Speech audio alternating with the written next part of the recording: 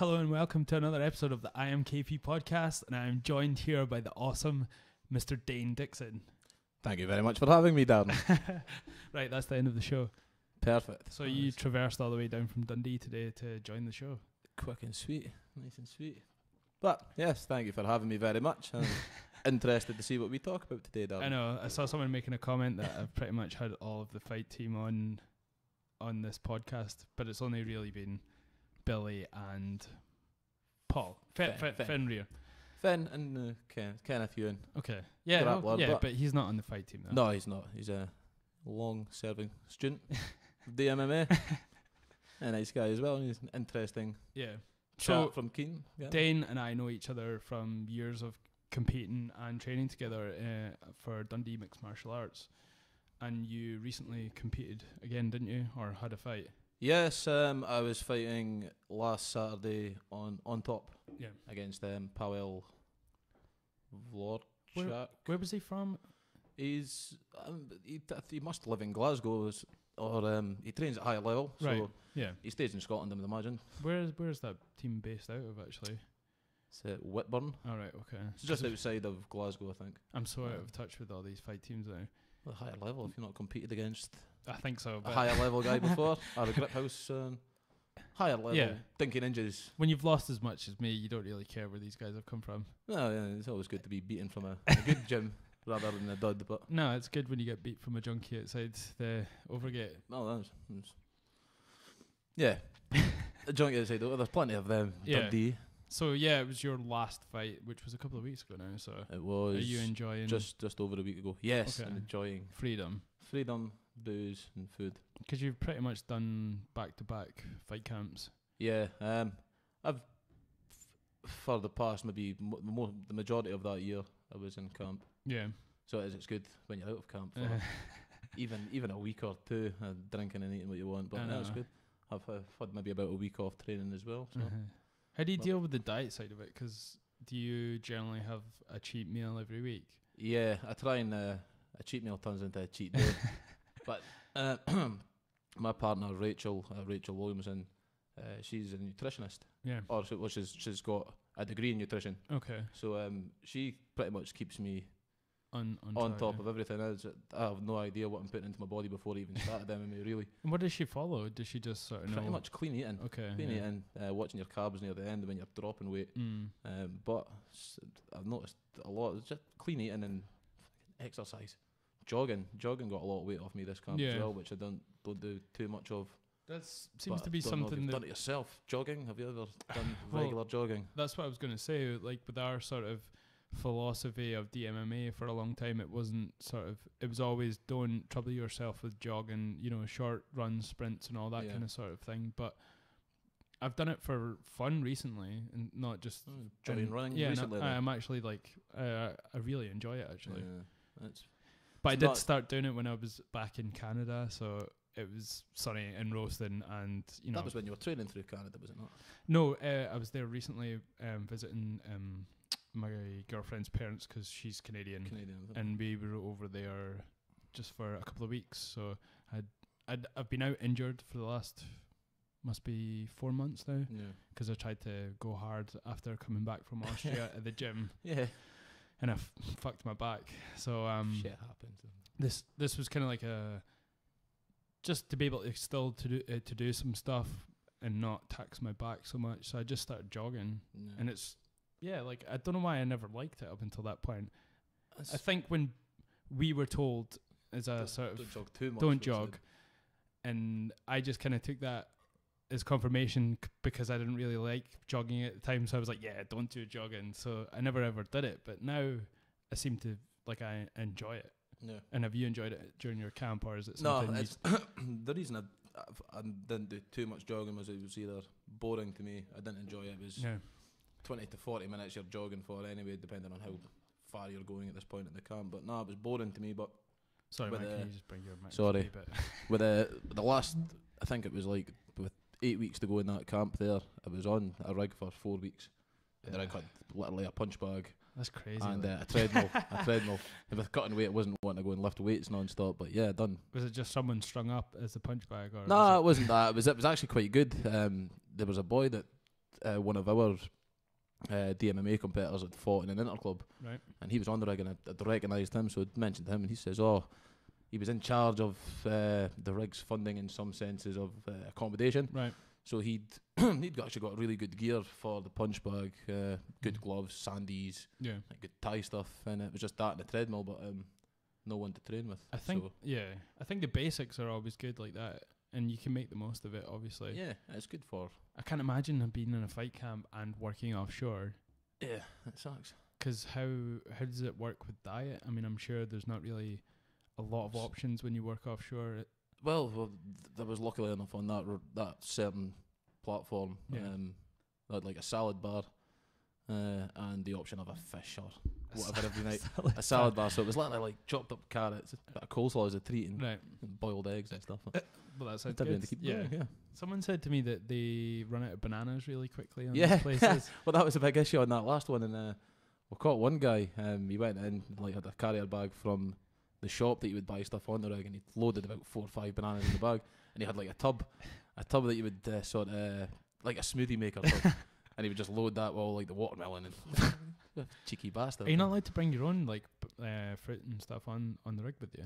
I wouldn't imagine so. No? I've never seen anyone bringing fruit on board the rig, but you could maybe start like a monopoly and start selling coming on with watermelons and you put on the beef in the last 2 weeks you've been off. What have you been up to do? Just taking steroids. What about you? Steroids and bananas. Stolen bananas from the rig. It's very hard to get a banana on the rig, yeah. What problems did you face when you were training on the rig? What's the thing that you struggled with the most? Just not having a partner, I think. Yeah. Because it was getting serious like cardio work. Sexually, yeah. There's always a cuddling partner on the rig. The wee curtains on the bed and stuff. But no, fucking. It was definitely not having my teammates there. Yeah. Grappling work. But I got a lot of that before. I got a lot of that in beforehand and a lot after. And I noticed that helped put on a bit of weight when I came back. Yeah, it was not doing any weights and doing a lot of jogging. Yeah. When I came back and started rolling about like Scott Moore and Kieran Ewan, Maddox, like the wrestling coach and stuff, big guys, it was putting on weight and getting muscular. Yeah. And I was having to drop another couple of keys that same week, but yeah, it was just never ideal to be away from the gym when you're in a camp. And it must be hard as well to sort of, usually there's an 8-week fight camp when it comes to each fight, or shorter, depending on if you're coming off the back of another fight. But generally it's 8 weeks, and I guess depending on the timing of when you're working and when you're not working, like you could have a fight when you've just come off the rigs, or something like that. So I think that'd be the way it worked. If the company I worked for had like a steady rotation, it's not like I'm off for 3 weeks and then I'm home for 3 and I'm off. I work for a company where I'll get an email and I'll go out, and I can go out for 2 weeks, 3 weeks, 1 week, and then I'm back home. Then they'll send me another email to say that you can go back out. Are you available? Blah blah blah. So, but I'm also able to book in holidays. Yeah. So, although it's detrimental to me making more money taking a fight, I have to book a holiday off, which could mean I lose a trip. That's crazy. I know. But what my plan's been for the last couple of times has been try and take on a last minute fight. Yeah. Just when I'm home. Yeah. Stay in shape. Just walk in off the street. Yeah. I don't find I stay in too good shape when I'm not in a camp and I've not got something to work to. But I'm the same. Like, it's I like food and booze. I'm quite, unless I have a goal which is sort of linked to other people, i.e. being in a club and whatnot. When it's just myself, that's when I struggle the most to sort of muster, the kind of mindset to get through it. Yeah, I think that's half the reason why before I took up MMA, I didn't go to a gym a lot. I didn't really stay as in shape or healthy. It's a lot of fun going into DMMA yourself. It's a great gym full of great guys, but you get a lot of enjoyment out of your training at the same time. So an 8-week camp with guys like that's a fun thing. As much as it is mentally straining as well. And because the nature of the sport, you have to be there all the time to sharpen your skills. Yeah. It's not generally just, I can go once a week and I know MMA. You have to be there in different classes and doing... Not at all, yeah. It's even looking at like the amateur scene in Scotland, the gyms that other boys are putting out just now, it's like, it's a 2, if you're fighting a boy, an 8-week camp, I would say try and get even two training sessions in per Yeah. day, maybe a rest day, but Yeah. you have to constantly keep doing something. And that's a pro level of training as well. Yeah. So that's people who are fighting at the armies that are They're training like that essentially, now, yeah. yeah. It's came leaps and bounds on from the past 10 years. I think that was why DMMA were so ahead of the curve initially, because we had like obviously The wrestling background as well. Master Yoda and Billy Beckers, Yeah. and he took it very seriously and devised plans to sort of train and whatever. Yeah, structure. And people who were fighting on that scene at that time were not really doing that. You know, they were just maybe Brawling and they'd coming out with a lot of heart and come into the gym a few times a week to hit the punch bag and then swan around the gym and then then have a fight. Yeah. So that was kind of, but people have caught up now. So in that type of training, so I think it's more about utilizing individual sort of fighters' talents as opposed to sort of definitely a regime now. So yeah, it's like I said, it's a tough thing to call how you go about training for a fight against anyone now. I don't think anyone can be just taken down as a striker or a grappler. No. Or a jits boy. And I can't remember the last time I seen an army fight where the guy was just desperate for a takedown with no stand up whatsoever. And it usually happens when the guy sort of comes rushing in at the start and the guy will like pull up and in the garden pull like a headlock of some sort or a guillotine. It always happens within the first minute of a fight in the amateur scene up until I saw it happen at your fight as well. Just on the cage, somebody had the guy in a headlock or a guillotine and was just sitting there initially, but people are too wise to that now. Yeah. If you're up against the cage with a guillotine as well, there shouldn't be any way you're tapping. Nope. If you've got the ability to lift someone up and leave it at that. But yeah. So, how did you feel like your fight went? Well, I've got nothing I can complain about. My camp was perfect. I felt great going in. Yeah. I felt good and strong. The way I got beat was second round I got subbed a rear naked choke. Powell had my back. He got me with a really slick takedown as well, where after a couple of times of watching the fight played back, I think the fight only went up yesterday. I've watched it a few times. He seems to be kind of aggressively attacking me but staying at range. And then he's done this with three combos I think he'd thrown, and then I've tried to aggressively come back, and as soon as I've thrown a telegraph hook, he shot under and took my back from a kind of like a Greco-Roman wrestling takedown straight to the back. So congrats to him. It was good. Very nice move. But I enjoyed the fight. It was a good fight to watch. I've watched it back, and it was a good stand up. I've only seen it when I was there. Obviously, I've not watched it since. I saw you posted the video of it, and it was it was really good.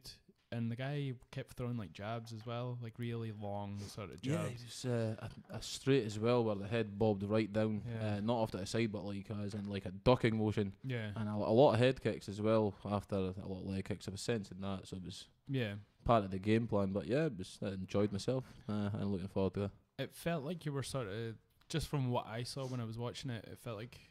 Bear in mind, I've only seen this once as well, but it felt like you were sort of hesitant a little bit, reserved. It was because I've seen you fight and I've seen how you train as well. I know I'm used. Well, the big thing that people think of is maybe like I've gassed in a fight before from throwing everything into every point. I'm not a totally guy, you know what I mean.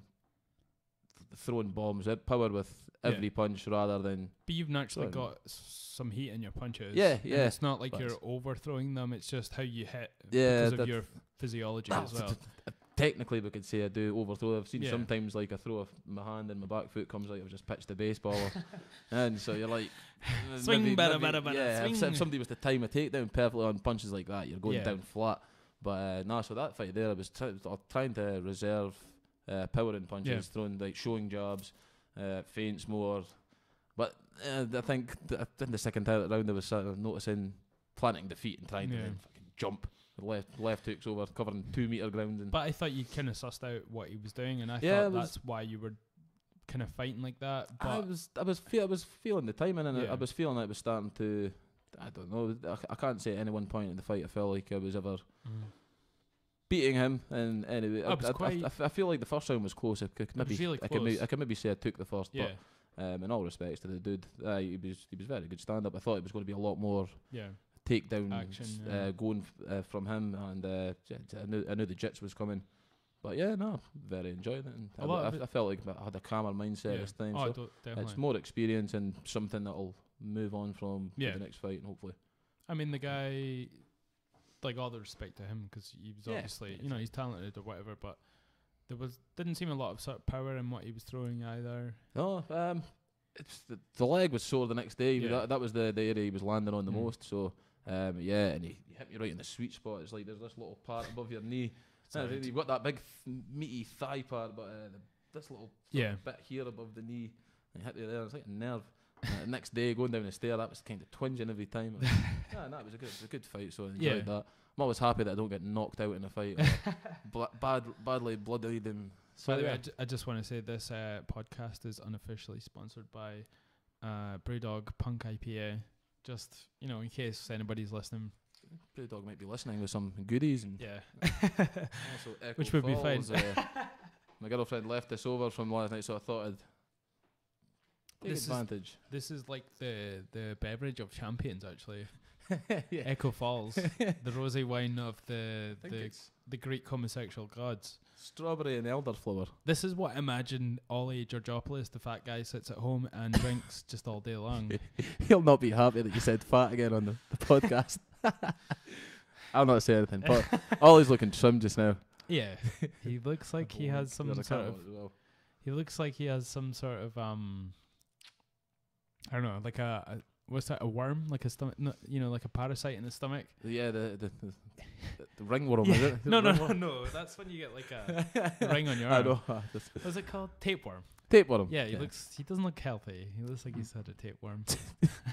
He's needing the sunbeds, I think. No, of course. As all Greeks should have, you know, either be in the sun, naturally bronzed, but no. Ollie as well. Ollie was competing at the.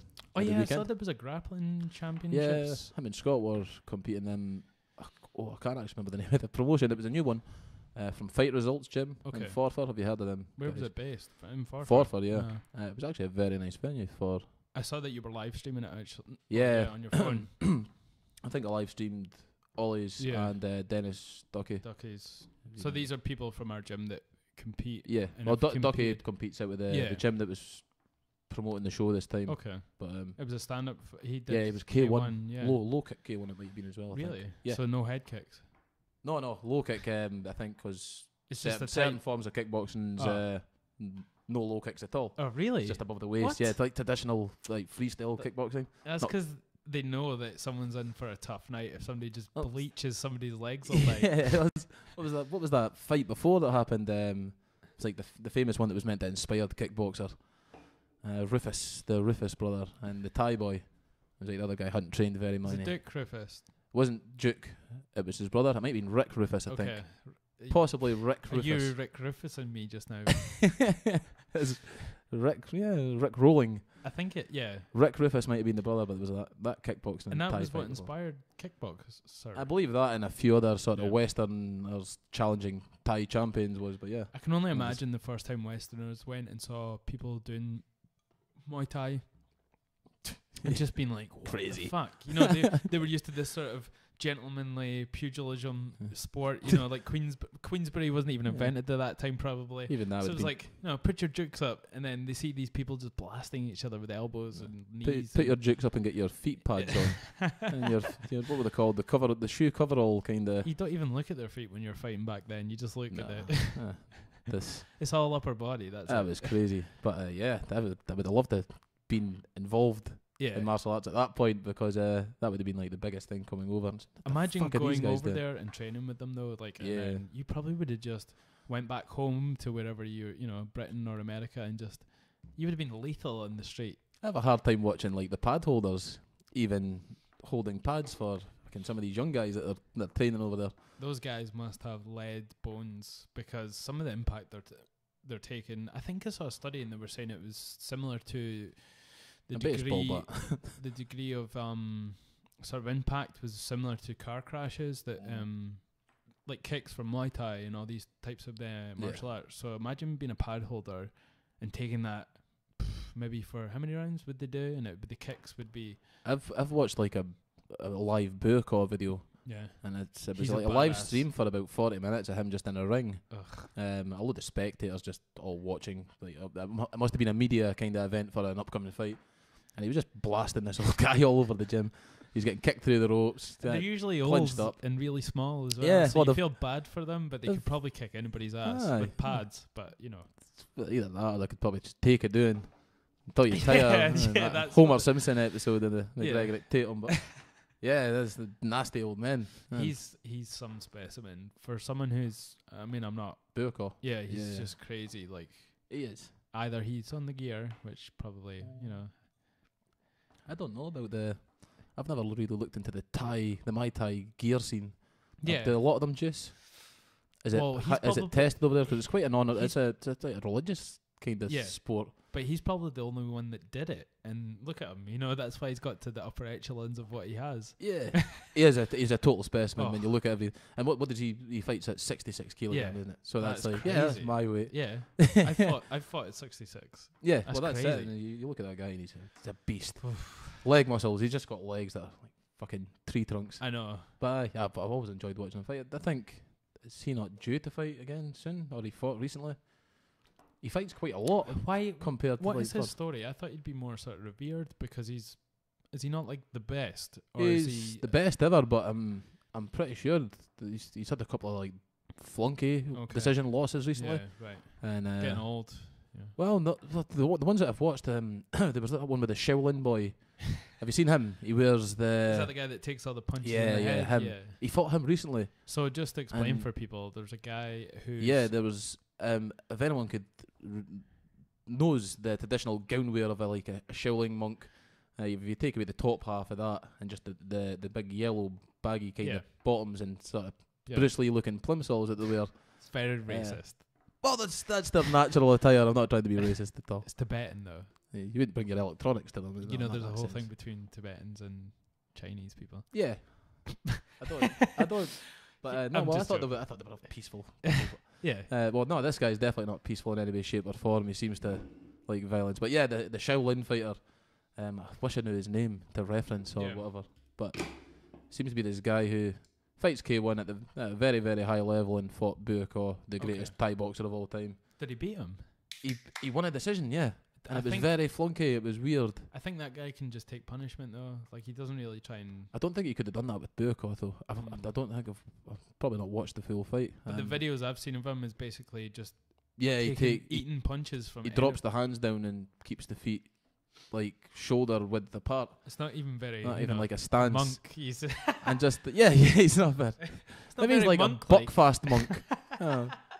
He just pissed out his head and. You know, through osmosis, he's taken and imbibed these grapes through his feet. You know, so he's wasted all the time probably. Is that not their thing? It's like you could meditate into kind of and speaking anything, taking like cement blocks smashed over your chest with a sledgehammer. Because it was a show and it was the Shaolin monk show at the Caird Hall in Dundee.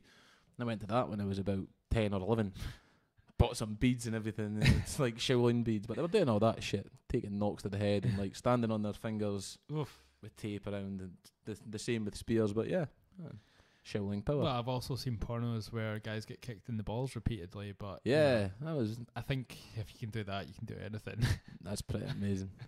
Give that man and childbirth. And they semi seem like they like it as well. So to pull off that is pretty. I've never searched anything like that, but I have seen videos sent and you've worked on the rig. You've seen everything probably. Everyone's always showing you shit on their phone that's fucked up. No, they're just getting their buzz on the rigs. I've seen that guy. He lets girls with like mad high heels smash his bollocks in to no extent. Do you remember there was a video going around when we are roughly the same age? Roughly. Well, yeah. I'm a year older. Am I? Well, I'm 30. 30, yeah. So I'm 29. Yeah. And a half. Do you remember there was a video? Was it Faces of Death video? And I think that was part of it. Faces of Death was like an old documentary from I think the 70s or something, but they had certain volumes and it was all videos of. The only version I saw of it was during the sort of 2000s, like maybe 2003. And I think someone had got a compilation of all the sort of death videos that was in that. Banned from television, I think that was called. Was that it? Yeah. Yeah, that was my first ever sort of look. Like with the train video and. Yeah, there was a guy like with a boot on his face, and then someone stabs like a machete in his neck. Yeah, there was. The horrible fucking terrorist. There's ones where people are taking their panties off with like chisels and stuff. Oh no, it's just a compilation of all that sort of thing, and that was my first experience of seeing death up close. I mean, I'd stayed in the countryside for a year, so I'd been shooting a lot. You know, I'd went hunting and shot rabbits a lot when I was younger, but this was the first time I'd seen it against other humans. And yeah, it's hard to watch sometimes. Like the video you're on about, there was one that surfaced around when we were our kids, and it was a DVD. Do you remember you used to get 2 lists of paper for DVDs, and you would buy like pirate copies and stuff. So this was like one. Did not partake in any of that illegal activities. Piracy, no, that's for pirates and rum drinkers alike. No, you're drinking bloody Echo Falls. That's just the chaser. Have you ever had a ladyboy? Partridge, but yeah, no, those videos are hard watches. Like, and there's obviously with the more and more camera phones that are kicking about, be lots of that to come. Yeah. Even like with that Facebook live stream. And there's been 6 murders so far on that live, and then there was that dude running about America. That's one of the ones I try not to sort of get involved in, is the videos that people upload on Facebook. Yeah. Because some of it is, I've seen some pretty, compared to what I saw in the old days of the initial days of the internet. You know, it was still the Wild West. Yeah. So there was shit you saw that, you know, was not necessarily, you know, moral or in any sort of way, but there's the same level of stuff happening on Facebook videos sometimes, and it's quite scary to think that anyone can have access to that. Well, you could broadcast live video to literally, what was the average person got in friends on Facebook? Say a few hundred each, and how many of these people you speak to, but the second you broadcast the video, it goes to Ollie Georgopoulos that has at least 10 friends on Facebook. So that's 10 friends, and at least 2 of them are real. Yeah. So more people, everyone has like at least tenfold of that. Yeah. Sometimes even higher. You got a big following or whatever, but no. But yeah, the Facebook Live thing's quite cool just now. It's good, and it's like a sort of microcosm of what the internet is. Yeah. And essentially it's the worst and the best of humanity, and Facebook is a representation of that. Yeah. Because you can see fantastic things like you or somebody else smashing someone's face in. Yeah. Or you can see someone buying a ticket. Buy a ticket for the show and start Facebook living it. You can batter someone and get paid for it. Sorry, batter in Scottish is a fight, or, you know. Yes, for the Canadian listeners. Or even American. I was saying that not a lot of ties from Canadian people to Scottish people. Is that not right? Well, there's a big thing between Canadians and Scots. I lived in Canada for a year. I was training over there at I remember that. Extreme Couture Toronto. Big up to the guys out there. They treated me immensely good, and everyone I bumped into was like, "Oh, I have Scottish relatives," and I was like, "Yeah, everyone out here does." Eventually I was like, "Yeah, I have Scottish relatives too." Like all Mike Myers, Canadians that want to be. Yeah, but they would probably do the same if it was Irish people as well. Yeah, no, there is a lot of immigrants. Even I think it's in Nova Scotia, which is the sort of eastern coast of Canada. I think that's where there's a huge sort of population of the first wave of immigrants was Scottish. Canada. I'm positive this might be a total lie, but my dad has mentioned, and I'm sure it's like a second cousin or something he's got across. Everyone's got one of those. A second cousin. I was look back at. We're not all African in some ways. Is that not the same thing as well? We could be related. We're all African. You could be my mother, something like that. But no, it's Facebook Live, and it's like my dad's always complaining just now that Facebook this and Facebook that, but he'll still go in every morning and like check his Facebook and do stupid things like send someone a message, but publicly, rather than private messaging and stuff. What I know, that's one of the weird things with older people when they don't know what's private messaging and what is like a public sort of display of whatever you're saying. So he does like a lot of that. And he's always like saying, "Well, here you owe me $50." Yeah. Don't leave shit stains on the toilet again, for fuck's sake. Back home. Have you seen that video? Right, it's pretty bad, but basically it's some little girl and her little sister. Yes. The Scottish mother. And I'll continue on just so more people know what this glorious video is. But basically, it's a young girl, maybe about the age of 8, would you say? Yeah, maybe a bit younger. There's 2 of them, isn't there? There's a sister as well. Yeah, and they're both ginger, just of note. Scottish. Yes. Oh, clearly Scottish. But they're dancing in front of not seductively, obviously, just like, pop princess kind of style. Yes, and they're in front of making a video on their PC. Maybe it's like on Facebook I think Live. it's just I think it's maybe just like a recorded program with a camera on the top of a PC, and somehow they're making a wee dance video between themselves. Of course, as you want to pretend when you're younger. Yeah. And Michael Jackson. Basically, there's music running in the background, and then it cuts to the mum, like she bursts through the door. Will you wipe the shit stains off your toilet seat next time? It's like don't leave the shit in the toilet. Basically, flush the toilet next time you take a shit. That's exactly what she says to these, and the look of horror on this, like the 2 girls' faces, like. Well, it was obviously one of us. There's been that little recording left on the computer that someone's found a couple of weeks later. Oh, fucking you've been framed. 250 bones. A lot of these videos that make it, like, who put them on the internet? Because there's videos of like someone working out and then he lifts his like barbell up and smashes the fish tank. And it's like, grandma! Yeah. Oh. He obviously... He's made that, and he's maybe uploaded it, I don't know. Because what else do you get out of it if it's yourself that's embarrassed on camera? Yeah. Maybe he's just a really nice dude that could laugh at himself. And who would live stream themselves working out? Yeah, well, there's certainly plenty of people who do that shit. My Facebook's half just people who pictures at the gym. Yeah. Myself included. Working with teaming up with all the pretty boys and the team that we've got. It's mandatory you get a photo after. If someone was to pick my profile and sort of look through my friends, they would have some questions because it's mostly just half naked guys who fight, obviously. Guys in tap out shorts. Yeah. No. I have some level of class. I'll never be friends with anyone. Yeah, of course. Clinch gear. I'll never be friends with anyone that wears tap out. I found my old tap out t-shirt. The one that I bought.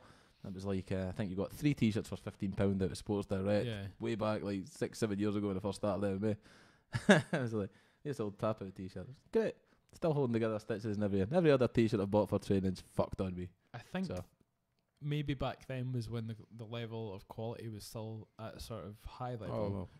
I think since they got more popular, like it just went to, tatters. I've heard that before from, you've got like Fenn and the other coaches, Billy, Craig and stuff. They were saying when they first started training, like late 90s and whatever, they had tap out and another brand, but they were all really well made just now. What was the one? Sprawl.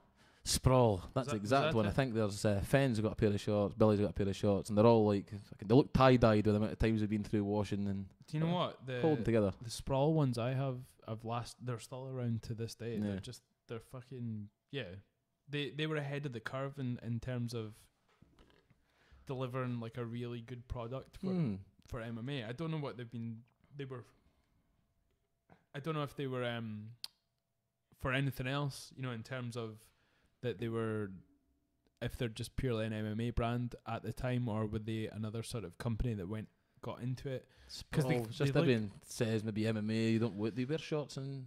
Because it might wrestling, be like wrestling training shorts, singlets, maybe. Not if you're competing. No, but if you're training. Well, maybe that's where it came from. Collegiate wrestling, or it's always in a singlet, isn't it? Do you not? Would you train in? I suppose you would. I suppose you would train in a pair of shorts. But I singlets only for comp. I think when you're sort of maybe at a certain level, or you're out of training, you would probably wear something that's easy to train in, or wrestling anybody at any point. Yeah, the singlet wouldn't be fun every single day. No way. And they don't give you a choice of like a loose fitting singlet either. Why did like a set of dungarees? Why did WWE ruin fucking the singlet for people? And like when I watch, obviously I saw WWF as it was at the time before I ever saw any sort of freestyle wrestling or collegiate or high school. So or even MMA. Yeah, anything where you're grabbing and it wasn't even around then. So to go back. To think about it when it came around, I was like, this is gay, it's really gay, because it's 2 guys in singlets properly wrestling, not acting in wrestling. So I think they And ruined again, it. what was it? Maybe not the first form of MMA. You had grappling and striking. Chairs. What, WWE? Mixed martial arts could also be like WWE. I know. Is that why it's fake? It's scripted. How would you put it without upsetting people? Because I know a lot of folk watch it. Even at my age, a lot of boys I know. I think it's a love soap opera for adult males. I think you class them as stuntmen though. They do amazing things. Really? I don't know. Like, no, of course. It's very. Everyone says this, but slap across the chest and stuff, and the stamping the foot. It looks dated now, but when you were a kid, that looked like. I couldn't take a big daddy splash. I couldn't take like a big chop to the chest from I couldn't take the Big Show. The 1998 Mankind versus Undertaker jump from the Hell in a Cell. If you were below him, you'd be dead right now. Oh, did he not just totally obliterate a commentator's desk? And have you seen the movie that came out? It was a documentary, and I think it was trying to legitimize the image of wrestling at that time.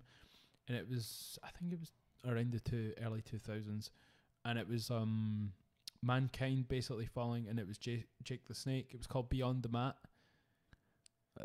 It actually rings a bell from when I was young. I used to remember Virgin and HMV and stuff. Used to have like a huge DVD selection. Like right next to MMA, the DVDs, and there would be the wrestling DVDs. Mm-hmm. I seem to remember Beyond the Mat being as like the sort of the shockumentary, was it not? It was actually else. A show, yeah. No, totally. That's what it was. I remember that, but I've probably seen it because I've watched shitloads of wrestling documentaries. Because it followed Mankind, which was through his Japanese hardcore days and all that. So that was probably the most extreme. Japanese hardcore, the wrestling days. Yeah, not like putting fish up his ass or anything. Hentai. Like no, it was those days. Squid porn. He loved it. So you got the idea from Mr. Socko. Old Boy was actually filmed after him. It was made, yeah, the hentai scene. Instead of... Did Will Smith ever do the hentai scene? I don't think he did. He would have rapped about it if it... or not. He was too clean cut. But yeah, this movie was actually really good. It was obviously it was the most extreme end of the wrestling at the time because it was the Japanese hardcore scene. And it was really extreme, actually. But extremely as in fluorescent light bulbs over the head, just as a gimmick. And barbed pins, wire, and barbed wire on fire, on sticks, and I think every rope was wrapped in barbed wire or razor wire, and turnbuckles exploded with flames when you hit them. And there was acid brutal. as well. Yeah, well, there was also Mankind took fucking loads of Mick Foley, sorry, he took a lot of punishment over his years because he's wrote several books. Yeah, he's got lots of documentaries out, and he's also a stand-up comedian. He was the one I sort of most gravitated towards when I watched it, but just his mentality and physically, my favorite of all time was Jeff Hardy. Jeff Hardy. Yep. The Swanton Bomb. Yeah, of course. They were the guys that brought in the high flying and changed it all for the first time. Yep. Anything you could jump off or could be jumped off of. It was amazing. And the Swanton Bomb was... Me and my friends would go into the gym area with a crash mat. Yes, with a crash mat. But we would, how they would have the partitions and it was metal bars up them. We used to go up to the top of them and do like the Swanton Bomb from...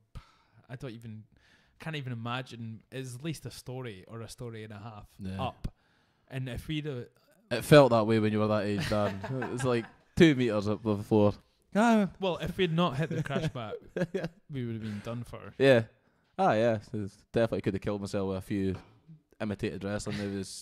Remember we had a pal when I think it was in first or second year, because the guy actually turned out to be a little dick and we never really spoke to him much after that. But he had 2 or 3 like large crash mats, right, and a good video camera system and stuff like that. So like everyone used to like fucking videotape Swanton bombs off a set of ladders onto his crash mats in his bedroom. Yeah, cool stuff to do back then. But do you know who was like the sort of amalgamation of Jeff Hardy and his brother? Matt Hardy, the one that no one wants to be when you're playing in the. I'm fucking Jeff. But who was both those brothers together? It was Esse Rios. Do you remember him? No. I've got to admit, I stopped watching wrestling altogether. Like I say, about 2002. All right, okay. Because I remember I got into secondary school, and I was like secretly watching it because I didn't want to get beat up anymore. Can't be a fucking Stone Cold fan here. I was around that time. Someone told me on the street about this guy, actually. Ese Rios. But he started on. Do you remember Heat? Mm-hmm. He started on Heat, and because he was amazing, he was both of the Hardy brothers in one.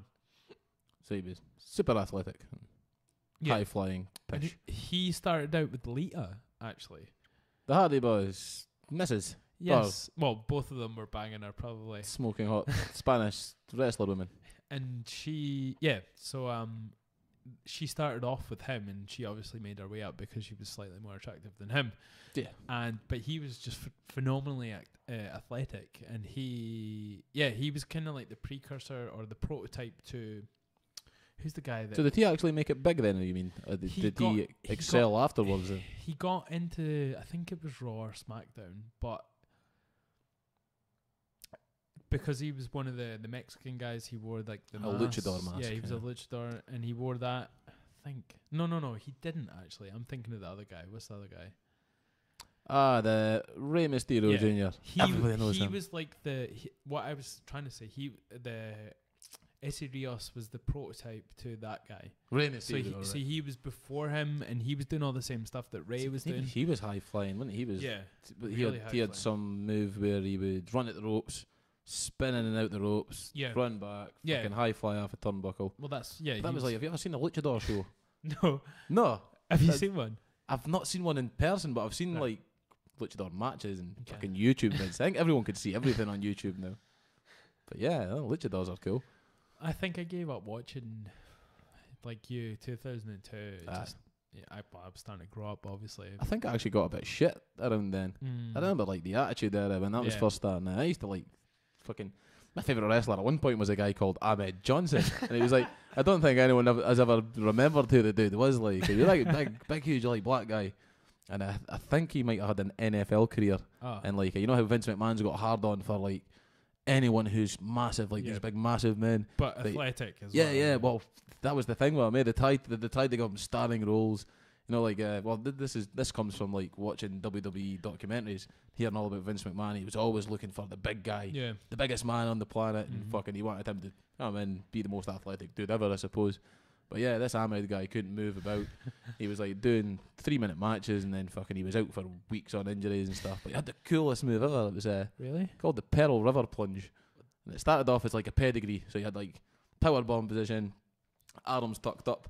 And the guy then just literally propelled you up in the earth using your arms to fling you up into a powerbomb position, but halfway like a jackknife and fucking slam you down. Like he would drop down with you in between both legs, and like, wow. What was it? The Pearl River Plunge. Oh my god. I think his gimmick was that he was from Mississippi. So it was like Pearl River was a fucking place in Mississippi. But yeah, it was just totally wasted. Well, my days of playing American football when I went to high school. Did you play? I went to high school in Louisiana for a year, and I played for my high school team. And one of the teams we played against in our final match of that year was a team called Pearl River. So Pearl it must River. Be quite a common... must be from Mississippi. Louisiana. No, it was in Louisiana. Is that close by? Like? Oh, no, it would just be a common name for a place. Like there was a school called Booker T, you know. Yeah, exactly. Yeah. Was it a school? No, there was. No, there was. I think it's common, you know. All dreaded badasses just running about. No, they literally were. That was one of the... I felt totally genetically insuperior to that team in every which way. And every one of the cheerleaders was beautiful as well, because it was like, these guys are just on a different planet from anyone. Even their cheerleaders. Yeah. Oh. Like like one of the cheerleaders was nice on our team. Like, so have you played? It was American football you played. Yeah. Is that that's the correct term for it? Isn't it? It's not just football. So well, they just call it football over there. They call it football, so it's American football. Yeah. So how long did you ever go back to playing that here? Or is there anybody who could play this in the UK at all? Well, when I came back, it was starting to pick up actually over here. I was 17 when I came back. So there was the Dundee, is it the Hurricanes, I think, or is it the Scotland Hurricanes? I don't know the Dundee team, but just when I mentioned that there, I'm positive Paul Patrick from our club, has he not got a brother who competes in American football? I think I'm positive it was Tim. It might totally be wrong, but I remember seeing a photo on Facebook and someone in American football gear. Well, did excel when I was playing it over there. It looks fun. Oh, it's so good. Once you know the rules, and basically how it started for me was my nephew by marriage. When I was staying over there, I would go to his and I'd play NFL on the computer. Computer every single day. It's the only experience I've ever had of NFL. And he was the one that started to teach me the rules, and I was like, yeah, this is really good actually. Like, people just see all the stopping and the starting and they think it's just, it's typical American drama, like it's like ice hockey when I watch that. Apart from the fights, it's all the stops, and I've never actually even with the amazing tool that we've got in Google, I've never once went on and says, what the fuck's the rules of hockey? Because I love watching hockey. You understand that there's fights. Yeah, I know there's fights, and I also know that even for fighting, I think it's a 2 minute sin bin. Yeah, providing that you've not been too out of order. But then, so it's a beautiful thing. So I was over there. I played. I did really well. I excelled. I got offered some, more work doing that. There was people coming to scout me actually when I was playing for kicker. Mm-hmm. I played on the defensive line. But because I was small, but I was powerful and I was fast, so I could get behind these big guys that are usually on the line, and then get round them and get to the quarterback. But I would never be able to play that position when I got to college and NFL, because these guys that play what I was doing are massive. I would just get crushed on that line. You would have to be super quick. Yeah, but in high school it was fine because I was super quick and strong. But I was also doing the kicking as well, because obviously they were like, "Oh, you're Scottish, you must be able to kick." Football. I hated soccer, what they called. I hated it when I was here, so I'd never done it when I was over here. But luckily, I'm quite anal when it comes to learning something, so I just learned how to kick, and I got like a 52-yard field goal in game as well. So I had some people starting to get, like, there was a rumble of people want to come and scout me as well for something, but. That's cool. But because consider it's not even a national sport that you've had any amount of time to evolve in from being young. I remember one of the things that the coach said to me is like, "Y'all got any more of those Scotsmen over there?" Because like I was just so focused on it. So you'll be really surprised if you go over to Scotland to pick like a random 10 guys Darren's age. 7 of them have got drug addictions. One of the other guys, 3 are alcoholics. It was one of the people that actually asked me as well if they had more Scotsmen over there was the basketball coach, and I was like, yeah, we're all about 5 foot nothing. White men can't jump. There's no way that's happening. We've not even got a Woody Harrelson. No. American sports that I couldn't name you one American sport I've actually tried out. Yeah. Basketball. I think basketball was included in our it was. Secondary school curriculum. Yeah. PE and stuff, but fucking I think I was about 4 foot, fucking 5'1", luckily before I left school. And then took a wee sprout in between teenage years. That was a short arse. I hated that. I hated rugby. Didn't even like football. It was alright, but the thing I sort of drew from being over there was that the school system's got it good. Like they do it properly in a way where all the sports are integrated into the schools. That was in Canada.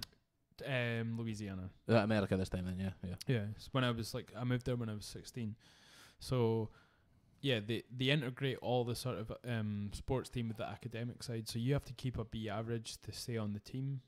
Right, so yeah, your English and your maths has got to be up to scratch, and your science with. But there are a lot of fudging of numbers. Yeah, I've heard about the amazingly talented thick kid who gets the scholarship based on being able to fucking sounds run like my through. Life story. Yeah. No,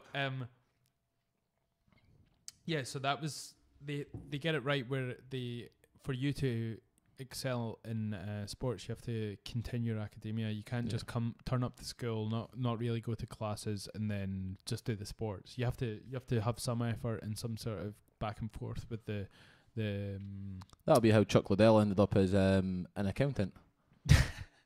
He was an accountant behind his, because I think he had some sort of collegiate wrestling degree. Yeah, that's well. He wasn't amazing, but I know he had some degree behind him. But after reading his book, and he was an accountant by trade. Yeah, but that's so strange. Imagine a guy like him doing your numbers now. I wonder if he knows exactly how many punches he's thrown in his career. Well, once he carries the 2, you'll have the answer. All right, man. Cut off. 5's your 4's your 3's your 1. And so I think they need something like that over here in Scotland, because I think this is why the Scottish sports scene is in such disparity, because especially football, like soccer over here, the Scottish football team, especially after the performance they put in. What was the last? No, 2 nights ago. 2 nights ago. So Scotland won against Slovenia, was it? No, we lost against Slovenia. We beat Slovakia. Okay. That might, yeah. But 2 nights ago it was a draw. It was 1-1 after leading the game for most of it. Was it not 2-2? No, it was 1-1. Was that aggregate? I don't know how it works. Who knows? I'm not a sports person in that I'm not sense. the biggest football fan. What I do like to do is I try and go to any Scotland game I can and try and always watch the game. Of course. I've got no interest in any other football apart League from internationally. It's terrible. Yeah. League ball. I'm a Dundee supporter. I can't remember the last time I went to a game. Here. I'm not a Dundee supporter. But nah, I'm a Dundee supporter. But football's not a game that I like to follow. No. Scotland I enjoy watching because we're either giant slayers. Yeah. Remember that? What was the game? I think it was the game that we got beat from Spain. Or we drew with Spain. It was like one of the best fucking games I've ever seen Scotland play. But I mean, we tend to beat the teams that we're not expected to, and then we'll lose the easy games and then we beat the teams that we should play. Because I don't know, what was it with Slovenia there? If we won that game and then we drew with the next one, we're still through. I think who was playing at the same time as Scotland I think England were playing at the same time. Oh no, that was the Slovakia game. Slovakia game. I think if they beat Malta, or I think if they just beat Malta, Scotland would get through. Yes. Anyways. I don't think me and you are either no. educated enough in football to pretend like we could. This is like what I do at work sometimes. I sit about with the guys and all the guys talk about football and I'm like, yeah. So yeah, Man United won last night. And like, I try and figure out. Man City that was playing, mate. I just listen to people when they interact about football, and I just copy that and paste that into a different conversation. Like when people ask me about football, I'm like repeat whatever that guy said. Quickly scan the last 2 pages of the Sun. So right, there's the scores. Like the blue team, that's Rangers. That's kind of like the notes on the hand. Green and white are Celtic. Don't get it mixed up again. That other bloody team. That bloody Larson fucking. Oh yeah, Colin Henry. When's he ever going to score a goal? When's he going to get us to beat against bloody Turkey or something? And fucking Paul Gascoigne recovered yet. See, he's back off the wagon. But the point I was trying to make was having that integrated into school is beneficial to the rest of the country, because who are the people that play football at school just now? I mean, soccer. They're the people that barely go to school. They play after school for a little bit, which is not connected to the school really, and then they drop out of school and play in a Sunday beer league. Was there not a thing like? Is there not a funding issue just now with schools, and that's especially in the Scottish sector? Pretty sure there was a lot of things cut recently that was one of the reasons in the main referendum that we were going to be kicking up a fuck. Everyone was going, again, fuck this, but I'm positive there's been a big cutting into sort of programs like Sports for Schools. Right. They're more looking at getting your standard grades up. And that was like, obviously you've got 2 things to go by. You want both up at the same time, but what do you go for? But kids want to barely be in school as it is. So if you're taking away the sports side of it, it's less. You know yourself. The best 2 periods of your day was when you had the double games, exactly. fucking PE day. But you could either end up with like a shit hot football player, or a fucking guy who managed to scrape by and get a 3 for maths. But say we neglected him in football. We should have took him out of maths years ago. But that shithole, that shit hot football. He doesn't need to read and write though. He could play football. That shit hot football player's the only going to play for a Sunday team. I totally agree with you. You're saying on that. They're not going to play for a national team because there's just no backing in schools for that. It's like the incentive, maybe. Yeah. We'll give you an extra period of football if you brush up your maths. Come on. Or just keep this and you can do whatever you want. That turns into a separate programme for every single child on the thing. So it's. I mean, how many people from high school, go to a football game of a certain, age league? I don't know how it works over here, but you mean like the fans of a high school football team? Yeah, like how many would turn up to a game? When I lived in America, like the biggest game we played against was 8,000 people in a high school game. That sounds impressive, but I think was the ratio of the size of a Scottish school. I know through doing punishment exercises that the first line of my punishment exercise was, my school was called Harris Academy. So like the first line of your punishment exercise that went there. Oh, you had cousins? Yes. Maybe they're my cousins in some way as well. Maybe we're like second cousin. Yeah. We should marry. You're from Invergilby. No, it was like, but the first line of that was Harris Academy aims to establish a calm and disciplined environment in which 1,372 pupils could calmly work in a safe environment. So that's like, so we'll say 1,300's your average size school. Bear in mind, Harris Academy was fairly big as well. It was a nice size school. But when I went to in Louisiana, it was a small sort of. Was a school in America like a campus kind of thing? Oh, definitely. So it was massive. We had an actual stadium with a running track around the football pitch. Yeah, we just had the school. But they we had to walk to our like ground. Get a bus and stuff. Yeah, really. Not a bus. We actually had to walk up a big park. But with other schools, you would get a bus to your ground. But it's the same principle as you would travel to your park that you play sports at. Well, this one you would literally just walk across a field and you were there. But every school had this, even regardless of what size it was. It was just a fundamental right and property of being a functioning school. So you would have to have that because they would have to be part of the sports curriculum of the state. So everyone's funding in with the school in America as well. So it's like you're expected to, for your child's beneficial fucking future, fund into the school, get us more footballs, we need more paperback books. Here's another letter out to the parents. Well, the 8,000 to me sounds like a lot because how many is in the football team? I mean like the people watching the football team. Yeah.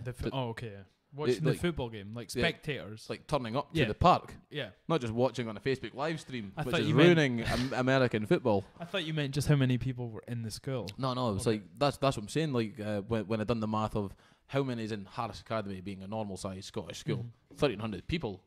But what's that? That's 5% in the fucking football team. And obviously a lot less. But does that turn up to any games? Oh yeah. If you're getting 8,000 people to, how many plays in an American football team? There's like 12, is it? On the team? On the team. No, there's a little sects of like there's the special teams, there's the offense, there's the defense, there's the kickoff, there's the return. So that's like separate. Usually there's separate people that does all those functions, and I'm not sure how many was on the team, but it was more than that. 12. So more than 12. Yeah. So an American football team has how many starting on a game? I don't know. You majored in this at the American college. Why I oughta? You know, like, what was it? It's about 3 rows. I tend to think what an American football game is. I'd say it was about 12 people. We don't know. But Googleize it. Okay, yeah, we have to make sure that our facts are straight on this one. I have to Googleize it. But yeah, it's always been a sport that I've watched, and I think I used to watch compilation videos of just collisions. You know, well, people sending folks spinning in the air, and it's just mad. So, like, okay, I'm Googleizing. So there's 11 players. Whoa. 11. So, although there are only 11 players from each side on the field at any one time, an American football team is made up of 45 players. 45 players. Yeah. Is that like subs as well, I take it? No, this is... Well, yeah. I don't think there's... Players are branching in and out of the game all the time, is that? No, there's like 4 different zones. So there's the offense and the defense are not the same people. Right. If you know what I'm saying? No, I always thought like American football was almost similar to rugby. No. And well, in a nutshell, no, still not. I know rugby's completely different. Body armors and whatever. Or it literally is just a different. So basically, when you have the offense and the defense on the field, and then it swaps over because one of that offense had scored. Different people from the defensive team come on to then be on the offense. Right. So it's a constant switch around. Oh yeah. Is that not similar to baseball as well? Baseball does that, doesn't it? You get on your pitching team and then it bores me to tears. I don't. I've never watched a game of baseball as well. The only game that I could ever genuinely say that I tried to. Yeah, you're running out. I ran out with that one. Falls. That I've tried to watch and tried to get into was hockey, and that was because I had a computer game for the Sega Mega Drive way back in the day that I used to love. That was there seems to on be the ice or something it was called. there seems to be like a sort of underground, not even an underground way, like a subculture of people following ice hockey in Dundee. Yeah, well, no, that's Dundee's quite big on ice hockey. I think we've got a team. Ashamed to say that I've never actually went to a Dundee ice hockey game because we've got a teammate, a guy called Ross McIntosh. Did you ever meet Ross when you were still at the club? Just when I sort of stopped going, he was kind of coming in. Yeah, because I think he was there for a while. He used to do like cardio classes and I think like a bit of grappling, but he's came heavy. Didn't really speak much when I was there. Yeah, he was always really quiet with me as well. But I think that's just that's part of his personality. Yeah, I wouldn't say he's shy. No. Well, he's been fighting recently, isn't he? Oh, he's very game. He's a game dude. Sorry, that was my bad. But so he plays for. I think I made this mistake before. I was going to say the Dundee ice hockey team. I think he plays for the Aberdeen Lynx or something. Oh right, okay. Or he might play for the Stars. The Stars is the Dundee one, I think. He was with one and he was with the other. Which one he's with now? I should really know. Yeah. Because I like the guy a terrible amount. He's a good teammate, but I've never as really. much as hockey goes, he played in a strip that looked kind of white and black, and he plays in a strip that looks white and black now. But as far as I know, Ross is like a terribly good hockey player. But we've had a few people at the club actually that have hockey players, like Gav. You remember Gav? Donnelly. Yes. Stevie. Yeah. Of course, I remember Gav. He was very fond of Did he like hockey as well? I think he played a little bit as well. He always surprises me, Gav. I know. Total little badass. This is a guy that's studied maths at university to high level and then became a math teacher and then went on to be an accountant. And he does MMA and loves hockey. Yeah, he just loves violence, I think. Yeah. But he's such a nice dude. Yeah. Every time I've met Gavin, it's always like, "Oh, hi, Dane," and yes, well, now I'm up to this, and he's just dead pleasant and really nice dude. But every time you used to train with him, he was a little badass. So I love that about people that get involved in MMA. There's like, I think when I first walked through Dundee mixed martial arts doors, there was an orthopedic surgeon, there was a teacher. Who was the orthopedic surgeon? A guy called Amos, I want to say. He was white. Okay. But I think was it was the like guy with the kind of top knotty sort of long hair? No. He was kind of like a smallish dude, not like overly small, but okay. I couldn't say like he wasn't even like terrible athletic. He just looked like a normal dude. Is he the guy that did BJJ? No, he didn't. He didn't actually ever have a gi.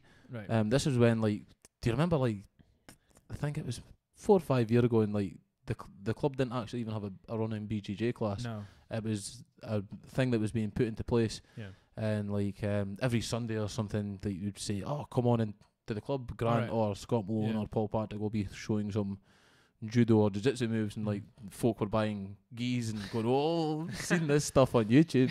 And so it was like, but because we were always a heavy wrestling club, I used to always just turn up to the striking classes and stuff, and like most people. Postpone myself. But so yeah, my point of that was so this dude, like the orthopedic surgeon, this would be the guy that would try and knee bar you all the time or break your bones. I probably remember him somewhere along the line. I think it was Amos. I wish I could say because he hasn't been there in a long time. And I remember when he was there, it was always a case of he was like he had long hour jobs and he had to try and with a family, or I think he had a young family as well. So it's always hard to train. It's crazy the amount of people and the types of people that you see that kind of come through the club. Walk through the doors, and there's always there's a lot of thuggish boys will come in as well, and you get a thug every now and again. Yeah. They're always the ones that last no time at all, and there's been a few who have literally had a tag on their leg when they're when they're training. I am not joking. Yeah, they've trained with the sort of their tag, and they're not allowed to train over a certain because they have to get in before 7 or they'll get electrocuted or something. I've never met any of them guys with the tags, but I've heard the stories. Tags on legs and stuff. But, I think it brings in all walks of life, really. But and it's great to see the amount of people it's actually helped as well, because there's people of a young age. We know people that have been there that are young and they're overweight and they've shed the pounds off. They don't think very highly of themselves either, and then they get all this confidence embodied in them, and it's great to see them sort of, especially at the age they're at, because they they get to see them sort of grow up into an adult and be confident. Yeah, there's I've seen that 2 or 3 times alone, just with people I personally know at DMMA. There was another gym we're quite friendly with as well, and I've seen them helping out with. Yeah. I wouldn't even like to say severely overweight guys, but guys who have thought of themselves that way. Yeah. And they've got confidence issues, and you're seeing the videos of these gyms, and they're posting up videos of Thai pad classes and guys taking part, and it's always good to see. Nothing beats a good healthy exercise and a good clean diet for mental health or whatever. But yeah, it's. I think it's the sort of tribalism in a sense as well for people, like they people feel like fighting. Yeah, as well, you know. But there's young guys that feel like they belong to something as well. Yeah. I mean, we both know someone they've had a lot of issues in their sort of personal life when they were growing up. Yeah. And they're younger, and they came to the gym and through Fen, and we've seen that person transition over the last 3 years into someone that's confident in themselves as well. Strapping young gent. Yeah. A big muscular man ready for handing out pugilism. You'll put a pugilism at some sort of Comic Con because he's a very he likes this Comic Con. He's a very nice chap, man. He's sporting a new haircut as well. I seen today. It's a very sharp haircut. But no, I think that's a great thing about the DMA. Personally, for me, has been the best hobby I've took on board since kind of like calming my life down from partying all the time, settling down with a girl, a partner, having a family and whatever. But DMA is a truly great place. I've seen a lot of guys coming in with confidence issues as well. I wouldn't even mention names, because I don't want to single anyone out that I've seen that started off kind of way far behind and being able to even sort of train or but that's the point of all these classes that Billy, Fen and Craig run. It's self-defense, and it's also a bit of fun, and it's building yourself up. It's the same as hitting weights all day and getting stronger. If you're grappling and rolling around with guys who are heavier than you, that's a fucking weight on top of you. And you're lifting that weight. If you see a change in your actual physical appearance, it means that it can be done with your sort of, your mind, your mind as well. You go into a class, and any time fucking folk are asking for photos now, it's always the guys I've been training that are saying tops off, taps off. Is that a photo time? Taps off. Myself included. But it seems like the club's become more sort of socially aware of social media in a sense, because it was kind of I think so, because not really bothered with it in the past. Yeah, well, I would like to think that they would go more forward with advertising on social media, or I don't even know how because they've got the timetable up. They do everything they can to promote the club. Yeah. How would you promote it further and get more guys in the door? Yeah, exactly. Conor McGregor's promoting the sport for just now. Hey, come on, Dan, we'll get a seminar with Conor McGregor. It's not really him, it's Darren dressed up. He's got the looks though, you know. Of course, I'm the resident hipster. Is there a new hipster Is there a new hipster in town? I've not been down to the club. We've had a few wannabe hipsters come in. They didn't know their wheat beers. They didn't even have a funny hat. They didn't listen to the Ant word. No. They spelled it Diant Wood. And that's how bad it was. I asked them, says who's Ninja? They says who? Yeah, I don't know. The guy from Turtles. What are you talking about? That's Shredder. I have to come down and hand out some hipster, ass kickings. Ass kickings? Yes. You'll have to. You're the only hipster that could kick ass. Well, I'm sure there's a few. There's not. Have you seen some of these things these hipsters are doing? What was the one that I seen recently? Well, maybe not recently. I think I've been bitching about it for a while. And I think it was in London. And they opened up the cereal shop. You can go in and get a bowl of your cereal at a shop for £1.69. I think this is... Wait a minute, you're going to sell me a bowl of honey puffs for £1. That's without milk.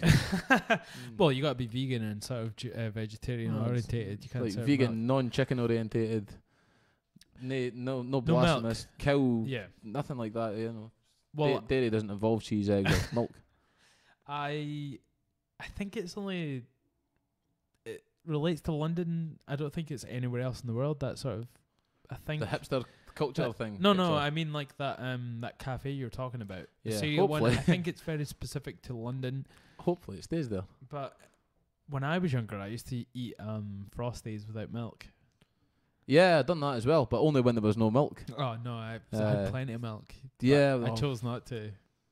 Oh, I would sit in my seat with a bowl of Frosties with no milk, like pick it, and I would watch The Simpsons. Why not just have the box? Yeah. I'm not fucking rebel. Well, to be fair, I'd never imagine you to have the box. Being the hipster that you are, you would surely have they keep them fresh boxes. You know, the little dials at the top. I have a Ziploc bag. They're not good for the economy. I've tied you get it off with a cable tie as well, just to keep it, real. Yeah, burning more plastic in this world. That's more pollution. No, yeah.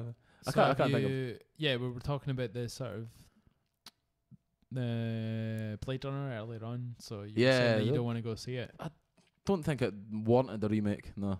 To be fair, like the original Blade Runner movie is a good movie, but I wouldn't put it up there with the top sci-fis. What which version though? Which version have you seen? Which version? I said version like a German as well. Like which version? What, like Rutger Hauer's character? No. There's for Blade Runner, the original is there's the director's cut. There's the original theatrical. I've seen the theatrical and is that the one cut. with the narration? The theatrical cut on DVD. Okay. The first time I ever seen it was on DVD, so it wasn't even like a movie that I seen when it came out. Well, you weren't born. Neither was I. No, Blade Runner. It was 83. 83 it came out. Really? Yep. Wow, man! I thought that was maybe later. I know it's never been a huge movie on my. I'm a movie buff. Like through and through. Oh, yeah, I know I've agreed on a lot of movies before, and we've talked shitloads. Yeah, I've been on a few nights out with Darren before, and me and Dan have talked shit about movies, tons, because we're both movie buffs, and we're in our heart obscure geeks. Music as well. Obscure music and like just geeky fuckers, man. Geeky badass brawlers, but at the same time, like Blade Runner for me, even fucking Harrison Ford and stuff. I don't know. There was something that was just missing. I think it was too long. I think it could have been condensed into an easy 8 to 6 90-minute movie. Have you seen the director's cut at all? Mm-hmm. That's the one that does it for me.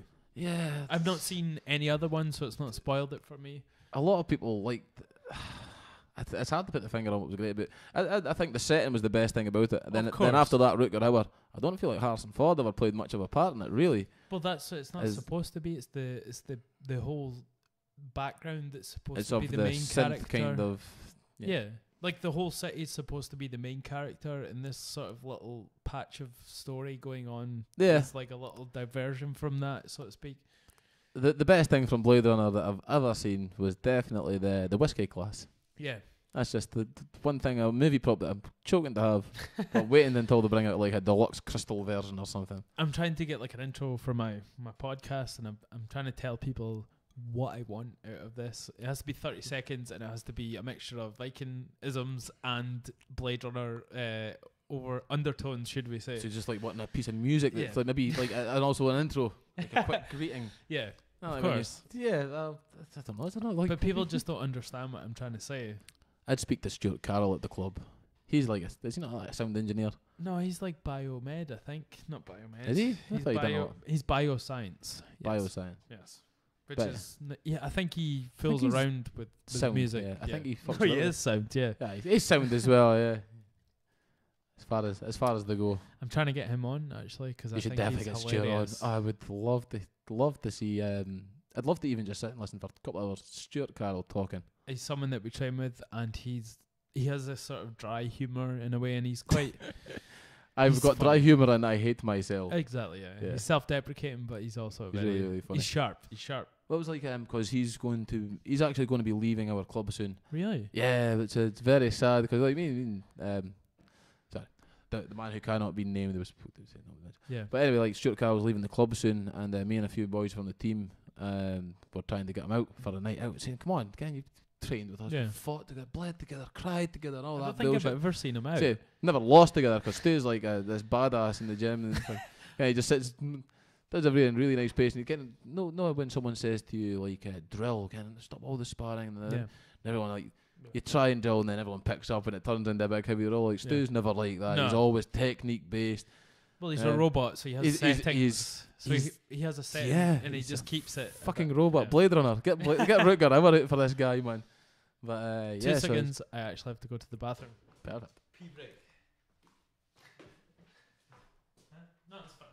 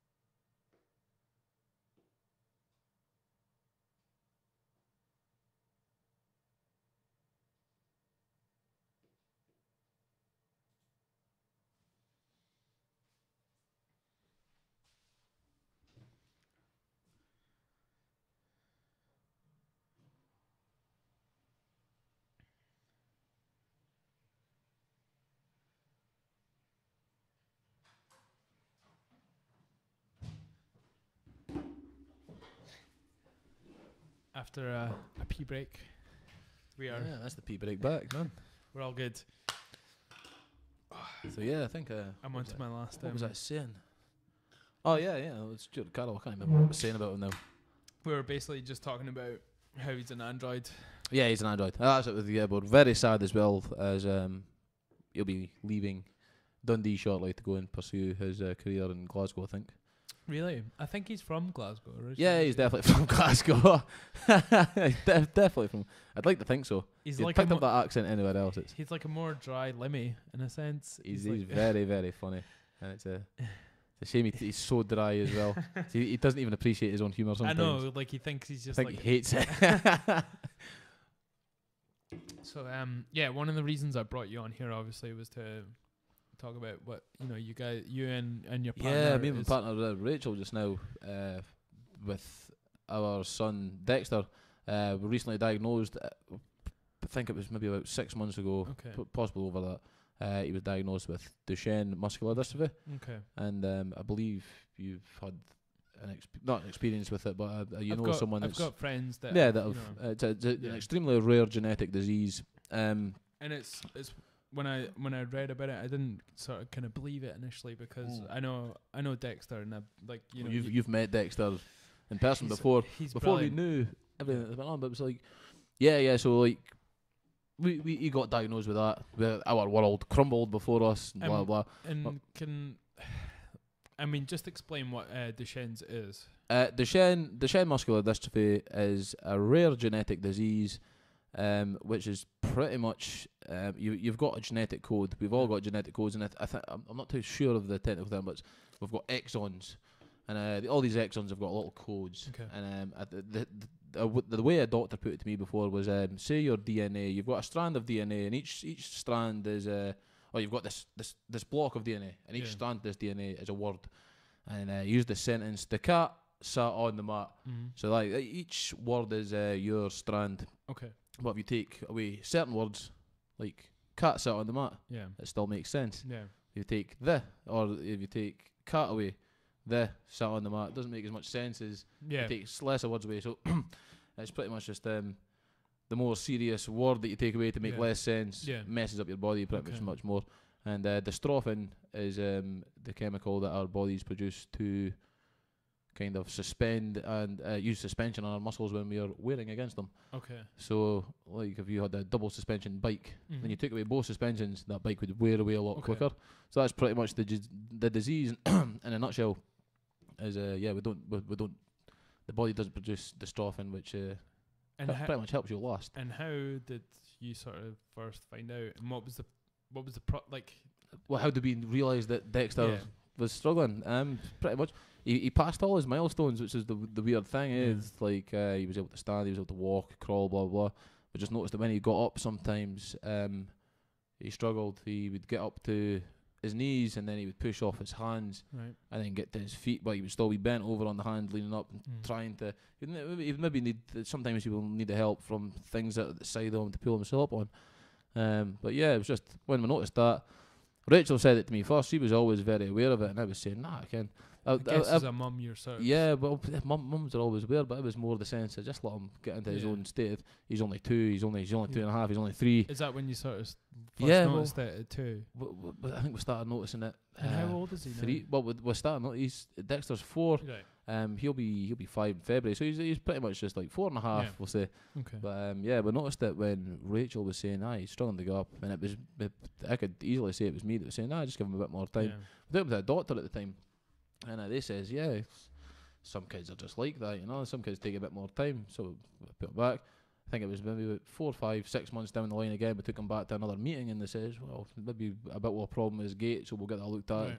Here's a list of things it could be.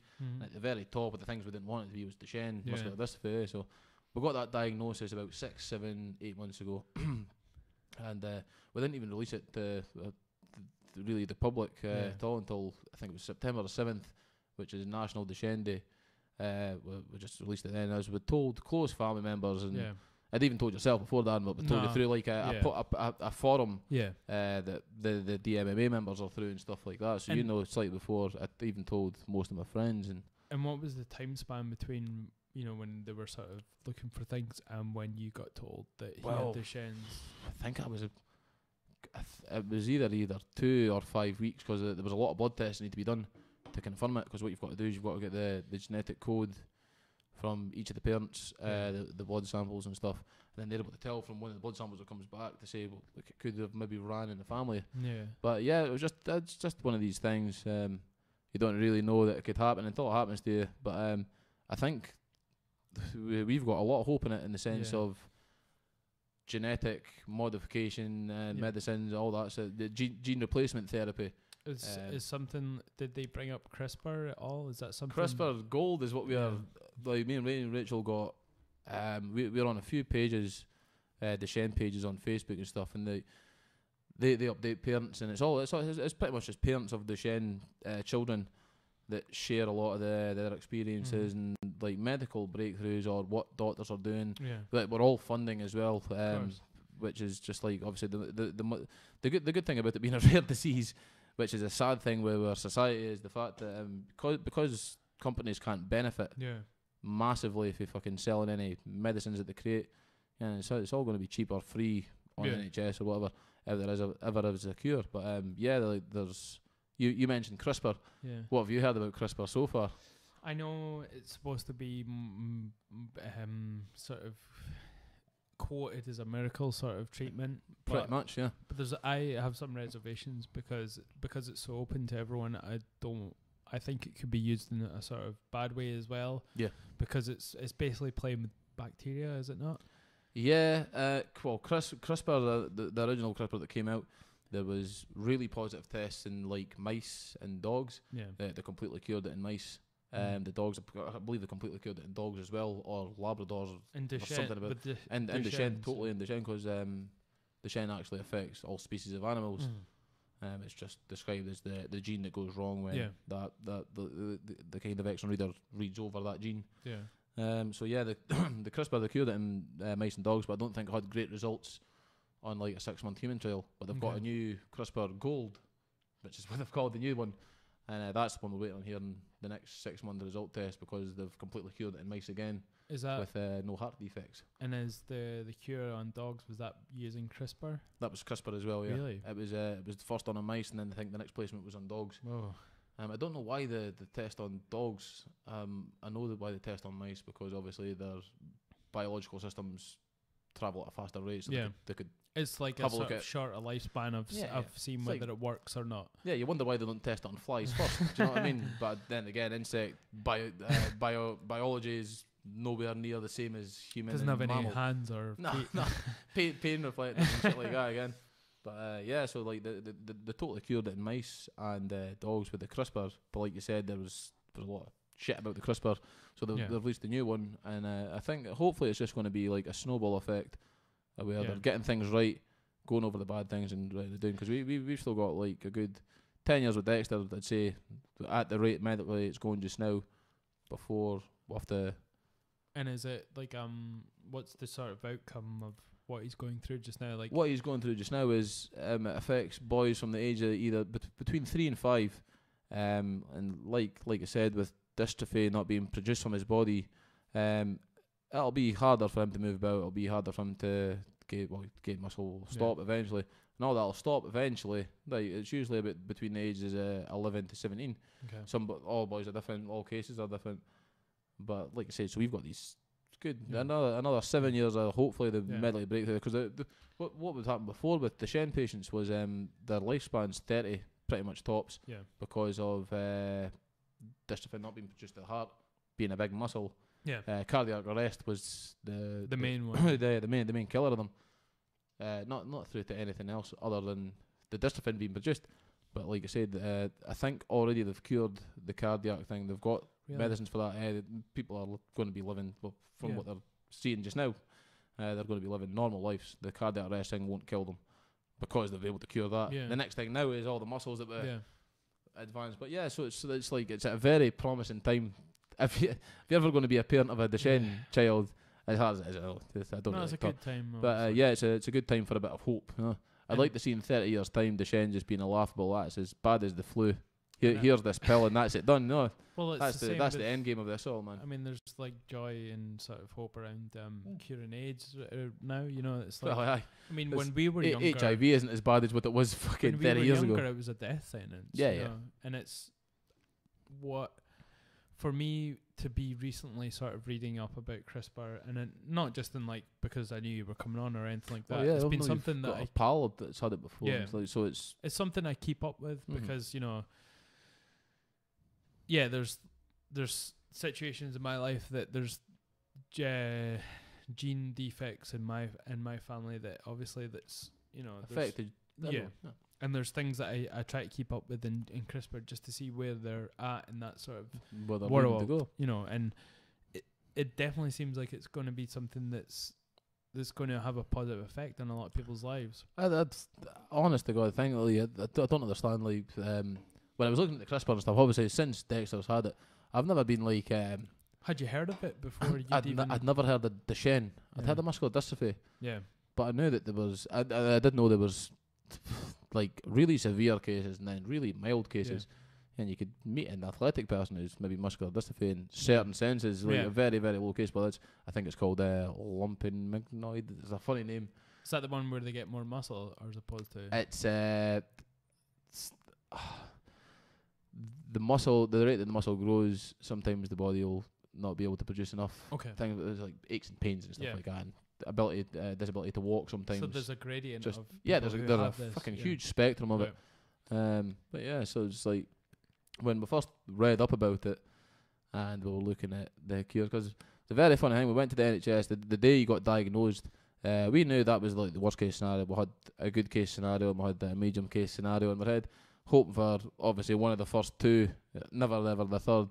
But it was like the NHS prescribed women. I won't say her name. I'm trying to think of ways to avoid saying her name because I don't want to like slate her in any way, shape or form. She's a really, really nice woman, but I think she was so morbid when she gave us the she met us at the door. We were waiting in the waiting room. She met us at the door, and me and Rachel had looked up and she had like tears in her eyes already. She wasn't holding it together at all. Her hands were shaking. She's like, "Oh, I'm really, really sorry. Come on to the waiting room." And you're like, "God, she's going to break the news to us now." So we were ready. Rachel's already in fucking fits of tears, and I'm like, "You're not making this any." Before you got told. Yeah. So we're like, well, in my honest opinion, I would have preferred the professional doctor sitting down and saying, "Look, here's what the crack is." Blah blah blah. I'm really sorry. She was beating around the bush. She was saying, and I really want you to like not look into anything outside the NHS. Everyone were looking at the NHS was bullshit. Like so bullshit steroids you just want to put your kid on that are bad for the behaviour and stuff. But looked outside of it, and lo and behold, there's all these gene therapy drugs and like fucking amazing things being done at every cut. Don't look into them. We won't fund it. One of the questions I wanted to ask was, what has been your experience of the NHS in response to him being diagnosed with this? Other than the way we were told, I think that's just a case of actually, I don't think it's the bad thing the woman done at all. I think she cares a lot too much. I think she cares far too much, and not too much, but I think she shows her care too much. Yeah. So she was a bit depressing to like speak to because she was taking it hard. But everyone on the NHS, well, you know, previous to my last fight, I've had a couple of bad experiences with the NHS recently. Like bad ones. But like as far as my son's care's going, the NHS are brand new. They've got like a lot. What's the word called? Empathy. Yeah, no. Like we've got a few different specialists that see Dex. Like Dex gets a lot of appointments over the space of like a month, 2 months. Right. Like physiologists and stuff like that. Physios, blah blah. So it's like they're really good. They're always taking care and they're watching his progress and they're constantly giving us feedback what to do. Yeah. But I really do find by a case like Duchenne muscular dystrophy. And one thing I quite hope is that there's no one listening that's suffering from a child having this, because but if I could help in any way, shape or form, would be to get onto like a forum page and or anyone with a child with like maybe a rare condition or a condition that the NHS doesn't seem to be giving you many answers for. Is always to get onto a forum with other parents. And there's lots of things you can do, diet wise and stuff as well, all prolongs everything. And did you have to go to the internet to sort of seek alternative sort of routes with it? Totally. The NHS gave us fuck all. Really? Yeah. Apart from their own help, how they could help prolong things. But yeah, they were adamant. They says, "Oh, don't look into like all these trials and don't put them into anything like that." And you're like, really?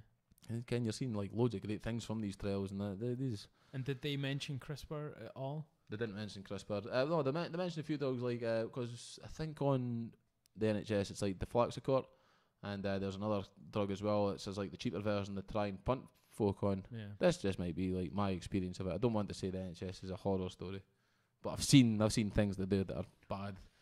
I don't, you can't put it down to the one institution. No, I mean it's not the NHS. It's certain people in the roles not doing certain jobs. It's the one institution. So it's the institution of. That's the thing, though. You know what I'm saying? That's going to be FDA approved kind of thing. Yeah, exactly. It's not going to mean it's going to be great. Yeah, I just wish that if there was things that they weren't sure about and it's like unknown to them at this point, why not go down other routes? And why did you hear about CRISPR? Like what? It was well, to be fair, like Rachel, again, my partner, Dexter's mother, she was just being on a total fucking hell-bent mission to like get the help for her son. Like she would do anything. Yeah. And so like when we first found out, she was fucking pretty much almost on voodoo websites. You know what I mean? Trying to like get Charles Relay of Chucky and fucking, well, let's transfer the body into here, but it's just totally like motherly love in that sense. She went and it was just like non-stop research. Whereas because I knew she was doing it, it was like still burying my head. I was getting my head around it. For a good few months, it was hard for us to take.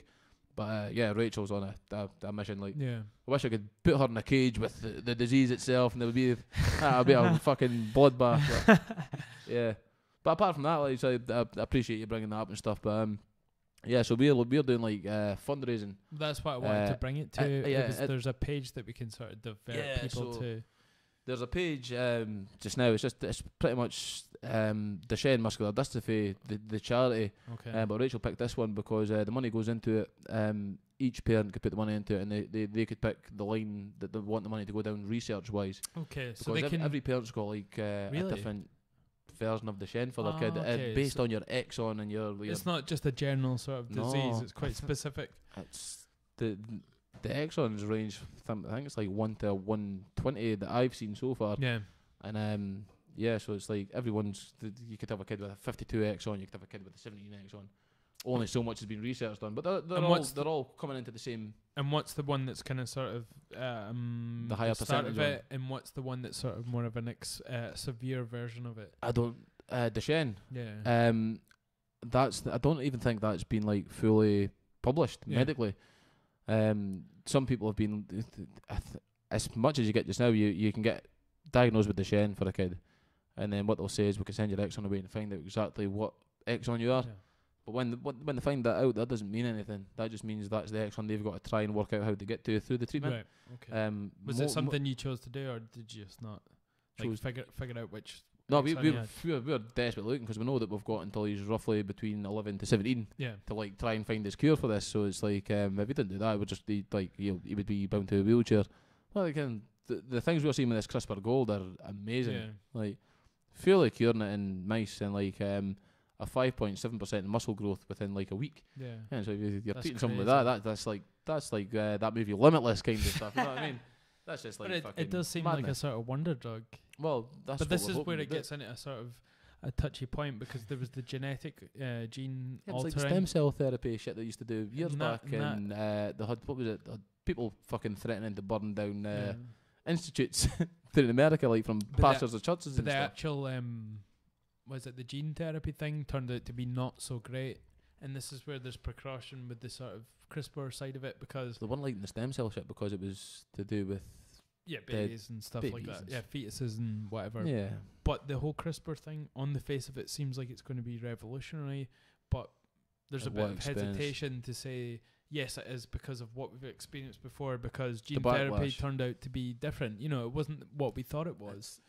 I'll put it this way, they would cure it just now and then find out 10 years down the line there's been a horrible mistake in what we've done and now this fucking... maybe Hiroshima bomb or something. Then mutations going on down the line, folk turn into werewolves. Oh fuck, that's CRISPR Gold. Yeah, I can understand as a parent. I mean, I don't have kids myself, but if I had a kid, I would pretty much put my kid through any sort of therapy that had the most hope. Yeah, you know. Well, that was it. It was like the doctor was saying, don't just rush them into trials, and you're like, again, the reason they've got trials with like 3 sets of animals before they go to a human stage is to find out if it's like detrimental to your fucking system. Mm-hmm. So once I find out that, look, we're just trying it on a human to see. the risk's that low that I would be willing myself to put my son through that. Yeah. Might be a hard statement to make, but then again, you've got a son who's gradually deteriorating muscle wise, so you do what you've got to fucking decide to do. And decide quick. You've got this chance to do something, but I might fuck up. Yeah. What do you do? What have you been doing since he's been diagnosed? What's the direction you're going with it? Well, he starts steroids this month. Right. Okay. That's his first dose of steroids. So like we're hoping to get a big one, like, because like Dexter can't jump. He can't jump 2 feet off the ground. Really? So when he jumps, is like he lifts 1 foot up, then quickly lifts the other foot up before that touches the floor. That's his way to say, you fucking jump, Ken. Gives you a wink and a so smile. He's like, he's totally like fucking inspiring little boy to be around. Like, because we've explained it all to him. Like a 3-year-old child, you're explaining to his. This is one of the things I want to ask you. Like, have you told him about it? And what is his? He's been fully explained. Does he understand? Yeah, he does. And it's like, even I thought it would have been heartbreaking if he was like, he was hurt by it and like, oh, why am I like, and fucking he takes it right on the chin and he just like be on the bus, or he was getting his haircut. Like I got my haircut and we took him into the same barber and I says, right, we'll get the haircut together. Right, I want the same as you, blah blah. So like I sit in the chair and he gets put over to the girl at the side of me. Yeah. And she's cutting his hair and he's like, yeah, my name's Dexter, I'm 4. I've got muscular dystrophy. So she was like, taken back and didn't know what to say. But so he takes it all on the chin. He's got like he's got fucking tons of pals. He play dates fucking 3-4 times a week. And does he has pals? And does he know what he has to go through in terms of treatment? Or well, he knows he gets like 3 stretches a day. Like they stretches take about 50 minutes per stretch, like leg stretches. What is your sort of like routine with him in the morning? The routine in the morning is fucking get him up, get his breakfast, and he gets to do whatever he wants until like be Spider-Man till 10 o'clock. Yeah, it's Super Mario just now. So remember them games you used to play, Super Mario World? But the games are exactly the same. They're just the rejuvenated graphics. Course, so now I'm just playing Super Mario World again, but in better 3D graphics. So he's a totally 100% normal little boy just now. He does everything another little boy does. He goes to the park, he plays with his pals, he like chases everyone about daft, and fucking he does not tire until you're ready to drop yourself. So like at this moment, it's maybe the disease may be easier for me to take just now. Yeah, that's why like just now we're doing all this fundraising we can. We picture every pound we can get into this charity helps to go to every guy's payment that's trying to solve the fucking thing. So it's all about fundraising just now for me and Rachel. And are you in contact with parents that are, they're we're on these group pages. When like the NHS, the only thing they say is we've got a family we could put you in touch with. There's only 3 families in all of Scotland or some shit like that. They seem like they should be in the position to sort of put you in the best position to deal with it, and I can't understand why they wouldn't be doing the same as what we done. If that's by yourself, but it's like if they're in this qualified field of genetic problems, why not say to a couple that says, look, the NHS hasn't got anything on their record to give or to help with it just now. We've got steroids to help movement come about until it starts deteriorating. But like their first call was to say, look, don't go around looking for, and I quote, witch doctor drugs. Really? Is that what they said to you? NHS funded drugs, you could have said, but whatever. But she says, look, don't believe in any stories that people are saying, and don't like look for like miracle cures online. You're like, oh fuck, the first thing we're going to do, you've told us we've got no chance of doing anything, so we'll go online. And Rachel was like a fucking bat with hell, man. She was non-stop. But we found these groups. Like you said, it's just parents, so it's like you're getting the best help you can from anyone else caring about their own kin. And I assume some of these parents are going to be well versed in what is the sort of the top research and what's going to be happening, so you get brought up to speed instantly. There's like 4 or 5 women's name that you see every day posted constantly, and they're just on the case non-stop. And it's a shame as well because like some of these parents are at the stage where their kids are like 22, they're housebound in wheelchairs, so it's like they're saying, look, I've got another son, he's 16, he's still got a bit of mobility. So it's all like sad stories as well, but it's shit that they're telling you that's happening. They're not like fucking blinding you from anything, and they're not saying, look, there's no indication. Nah, a lot of them, I've seen a couple of like what would you call it, like pissed off things that they're seeing genetic breakthroughs now, and their kid's 18 or so, and you're like, it's fucking harsh. But that's the nature of the beast, you know. It's like this happens when it's supposed to happen, hard to say, but it happens when it happens. Yeah, but these are all fundraisers as well, so it's like they've been putting in money into these charities for years. It's a harsh thing to say. Maybe your kids just missed the boat. Yeah. But maybe future kids, you could save the fucking heartache or whatever. But with CRISPR, they're actually being able to sort of not only prevent generations from getting certain things, but from actually treating people who are going through that, you know, and later on. No, but I'm saying like they're not only just preventing it, because prevention. Yeah, from it happening. No, they're actually doing it. They're working on people who are dealing with it, you know, mid sort of life as well. So prevention's all and well, but what about the millions of people that are actually dealing with it?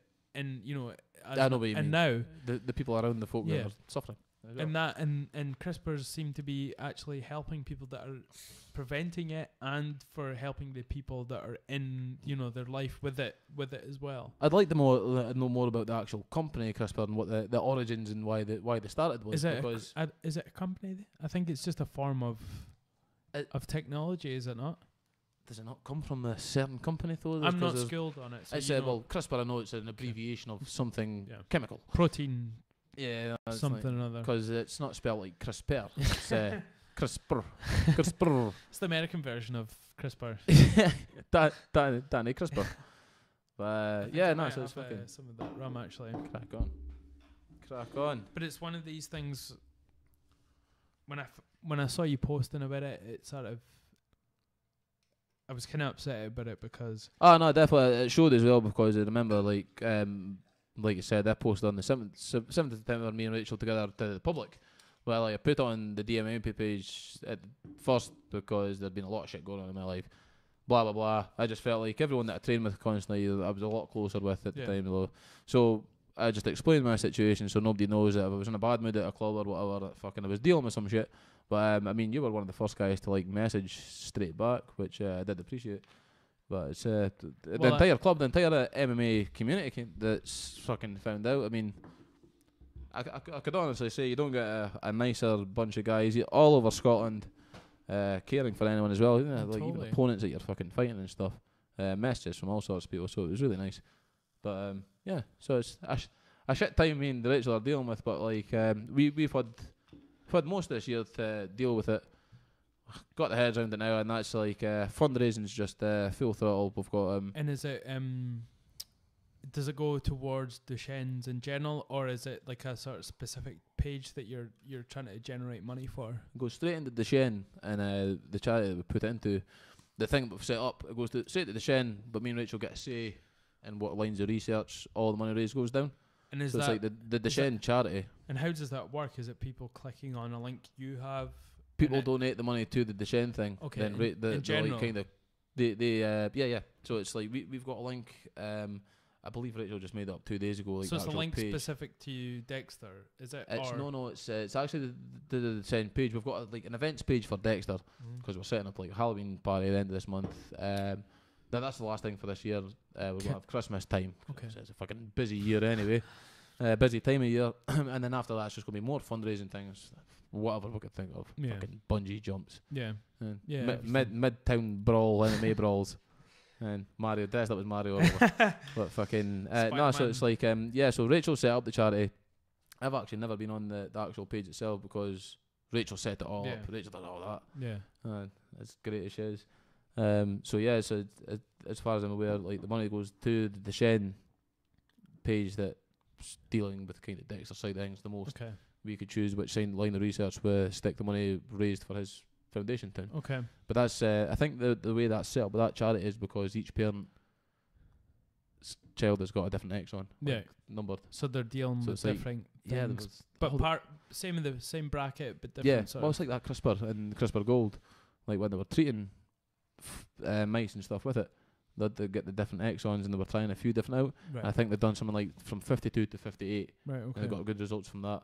But they didn't have enough money to test every exon, crazy. So they had to just choose. That's the thing about it, but not being so popular and sort of affordable is the money is not being backed. You won't get charged lots for it, but then you've got to bring the money up for the research. Yeah, it's crazy. Well, cancer research is a heavily funded thing as well, but many folk are affected by cancer. But the thing is, cancer is a byproduct of something. These individual sort of Governments. Things that happen are real things that need funding. You know, cancer can be helped in certain and numerous ways, but things it could also be avoided heavily as well. No, of course. Providing we all lived in a fucking T3, T-total.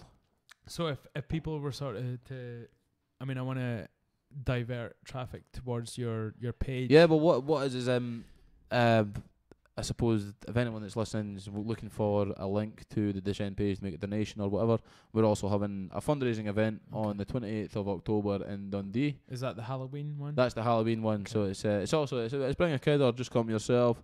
There'll be drinks served. There's lots of kids games up until I think it'll be 9 o'clock or something. The kids go home. Does the kid have to be yours? The kid does not have to be yours. The kid could also be stolen. But so that's like the next fundraising event. Rachel's been making a lot of money recently. We made some money from my fight sale tickets last time. Yeah. I mean, Scott Malone was doing a grappling comp, and he let all sales go to the charity. So it's like everyone around the MMA community is really chipping in. But like I said, with this next fundraiser in Halloween, that'll be the last one this year until after Christmas. Okay. Because obviously everyone's got a show on anyway. But and where's that based? That's the Baxter's Park Pavilion. Okay. Do you know where Baxter's Park is from your days in Dundee? Yeah. One of 2 parks in Dundee. I think I'll have to come along. You'll definitely have to come along. There'll be a ticket there for you. No, definitely. No, it's something that I've kind of wondered how you're dealing with, because obviously you're not someone that's kind of... you don't broadcast what's going on in your life, generally. We did broadcast that, but like I said, it was at a time and a place for that. Yeah. We didn't want to... none worse than fucking... depressing shit for your pals going up on Facebook and everyone going, oh, okay. But it's like, now me and Rachel have had like months to deal with this. We've got our head around it. We know where we're at. Yeah. And the place we're at just now is just fundraising for this shit, to get all the money we can to research, and that's all we can do as parents for Dexter. And what's the page for the page? What I'll do is the Shen Muscular Dystrophy page. The exact page itself, because there's so many. Yeah. Really? I'll post and maybe the different. Oh, with the different sort of... Yeah, it's like... Oh, crazy. You think they would consolidate it? It's not just as black and white in that as well. But the Shen page we've got, I think there's the kind of high margin of parents that are in that one page anyway. So what I'll do is, anyone that's listening to your KP podcast, I'll post the link for that in the descriptions. And totally. And I shall put the poster up for that you guys have as your profile picture, and I'll put that as this poster. Yeah. And I want anyone that can, donate something towards this, because these, Rachel and yourself are just brilliant parents. And I've always thought that, like, if I wanted to bring up a kid, it'd be exactly how you guys bring them up. And that's very Dexter's such a brilliant. He's a brilliant and bright. He's absolute light of every party and stuff like that. But it's one thing I will add to this: if you do donate to this cause, it's your last chance to cure it before it's cured soon, because then you'll lose your ticket to heaven. You know what I mean? I'm not donated to that one thing. That's your ticket to heaven gone. And I think that's a good note to end on, actually. Yeah, totally. Yeah. Thanks for coming along. Dan, thank you very much, Bill. It's been an absolute pleasure. And it's good to see you as well, my friend. Okay.